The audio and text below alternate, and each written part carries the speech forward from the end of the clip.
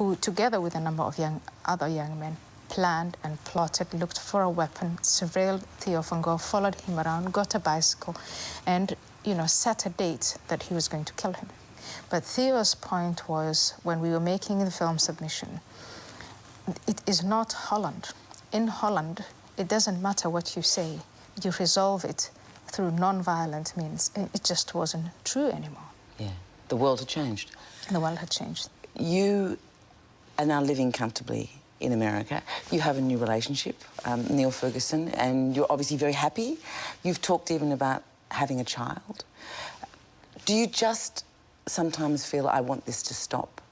That I don't want to live the rest of my life with this security detail? I mean, the fact is Rushdie went quiet and the risk dropped. Oh, you keep talking. Salman Rushdie is on another list. He and I together, a magazine called Inspire, apparently published or financed by Al-Qaeda, I don't know what.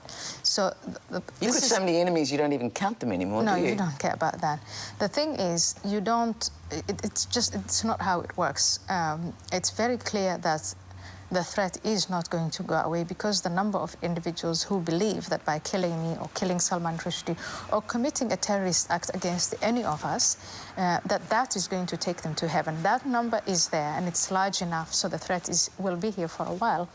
But while the threat is around for a while, I will continue to do my work at the American Enterprise Institute and try as much as I can to contribute, because this is the contribution that Nomad makes, is let us compete. Let's analyze the message of the jihadists. So I can continue to do that work in the hope that that will diminish the number of followers. Human beings change their minds. Muslims can too.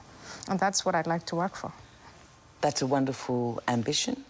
But the reality is that you could be under security surveillance for the rest of your life. But even if I stop and say nothing else, I'll still be under security surveillance. So given the fact that I have them, it's good to give the taxpayer value for his money.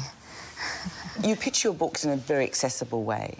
But the truth is, a fanatical Muslim is never going to read your book and take note, are they? Well, when I was at Scripps College in the US, there were some fanatical girls, and they were waving all 3 books. And they knew all my arguments, and they were there to refute them.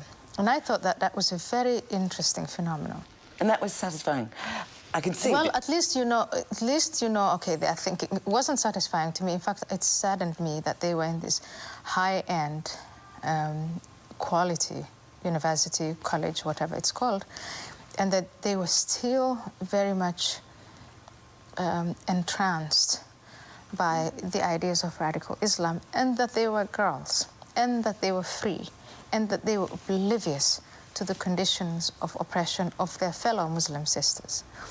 But the fact that they were reading these books and arguing and everything, I thought that's, I don't know, it's a sign of hope. I thought to one of them, you'll get married off, you'll be beaten by your husband, he will use chapter 4, verse 34, to impose his will on you or beat you, and you're going to think back to those days when you were in college, and you're going to think, as many readers of Infidel, many female Muslim readers of Infidel have written to me. In 1989, I was completely convinced that Salman Rushdie had to be beheaded because he offended us. It was his fault. I didn't see any fault with what Khomeini was saying. And a few years down the road, 10 years down the road, I think radically different from that. And why should I assume that that's only something that I can do? Why should I assume that I'm better than everyone else? And the remedies to your mindset, as you put at the end of Nomad, is 1, education, always. 2, education in critical thinking. So moving away from education in learning by rote and obedience and just digesting these things, that the Quran is a perfect book. It's not a perfect book. And if you had the child that you want to have, if you can, if you do, what would you tell that boy or girl about that life and about your journey?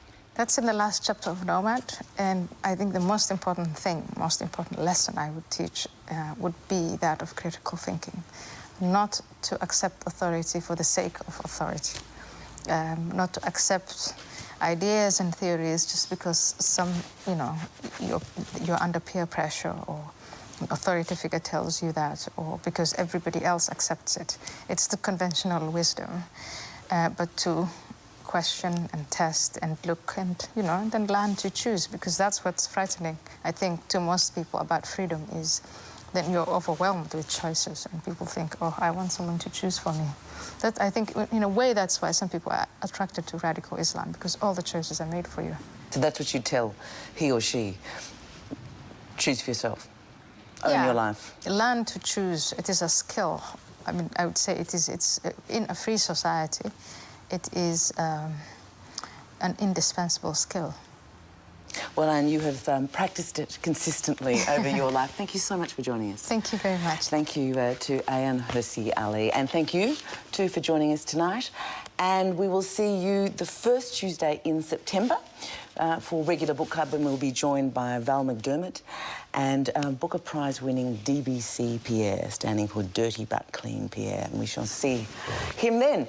And until then, very happy reading to you, and good night.